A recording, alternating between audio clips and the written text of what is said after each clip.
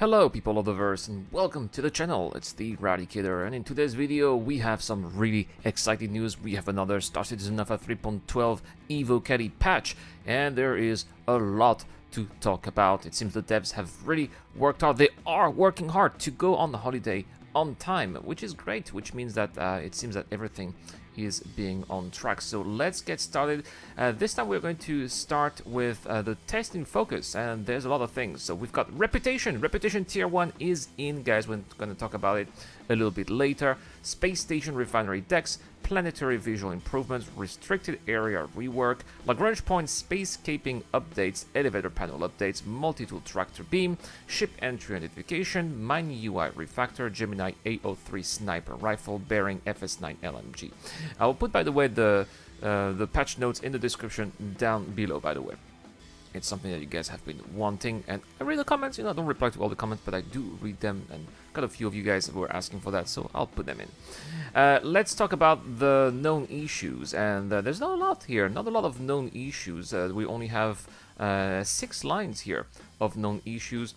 Player will crash to desktop when getting out of bed on or entering area 18, so fully avoid area 18 this build, as it may cause a crash to desktop loop requiring reset. That's pretty bad. When loading in or respawning, there's a chance the player would not be able to interact with hab doors or mobiGlass. Map does not load correctly, meaning players can fall through the planet. That's not new. That's not new. We've seen that a couple of times. Sometimes rest and rest up stuff elevators are duplicating. Players cannot suicide in EVA. Visor comms will become squitch. And that's pretty much it. Let's move on now to the new features and gameplay, and this one, guys, there's really a lot to talk about here. Listen to that.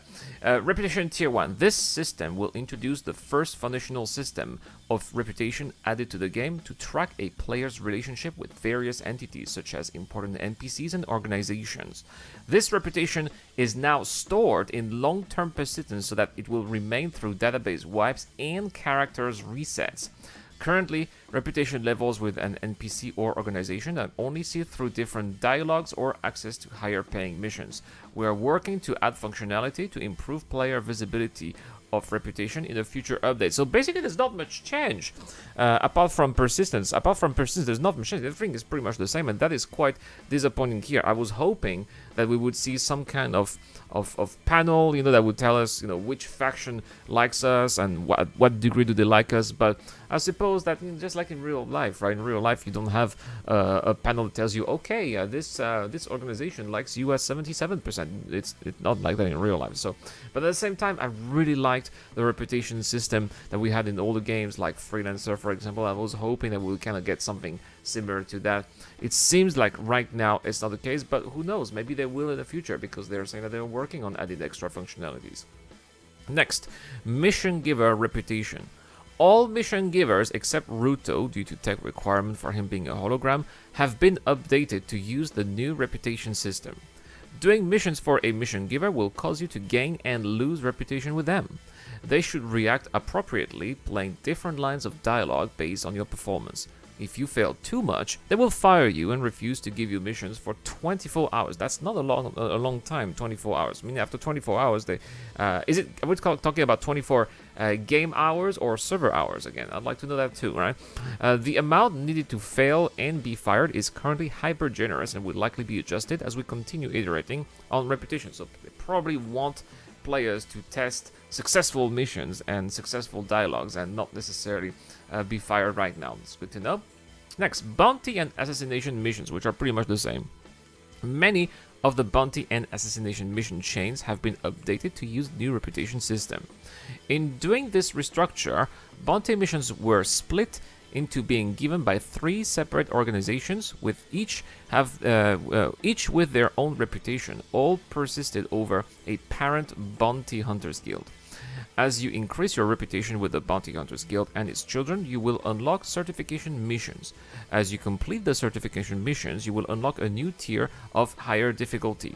Higher payout bounty hunting missions, and if you have high enough reputation with them or with any of the children organization, they will offer missions from that tier to you also. If you watch your wallet, you will, when you complete missions, you'll notice that some organizations will include a little something extra if you have if you are at a high reputation with them.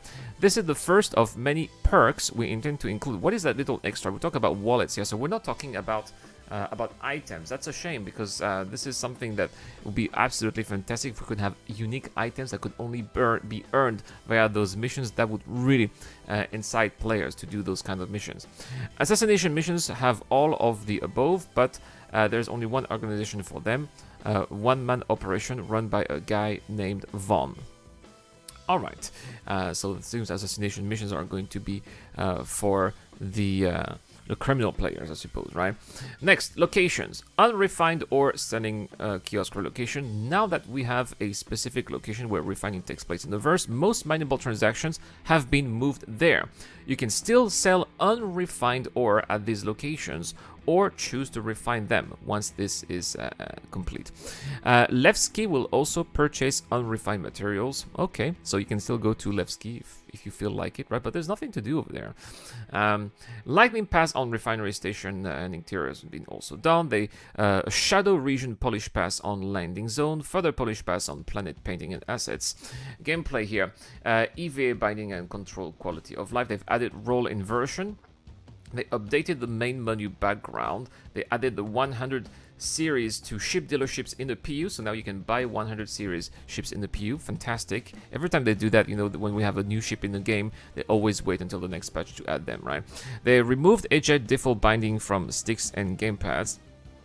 And they also brought Mercury Star Runner hull strength more in line with the ships of its class, meaning that the Mercury Star Runner, if you are a Mercury Star Runner owner, the Mercury Star Runner was buffed and it has a stronger hull, which again, I personally don't think that this was necessary. I've been in combat situations with the Mercury. I never lost the shields on the Mercury. The only time that I got the Mercury destroyed was when I was in Detroit and someone rammed a probe.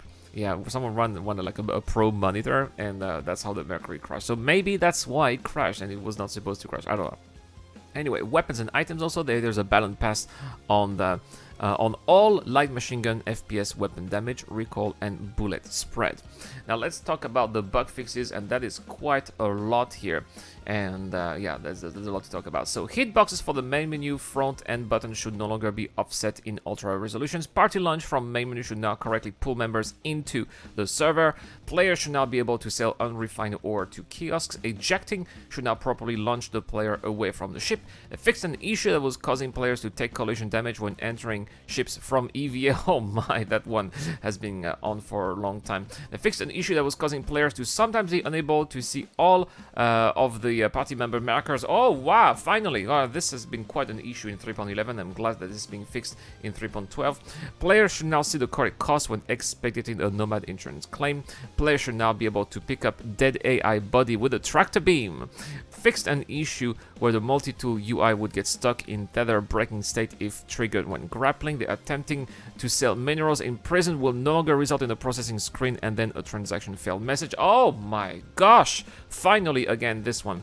That was a long-standing bug that was being fixed. I'm glad that this is being fixed here.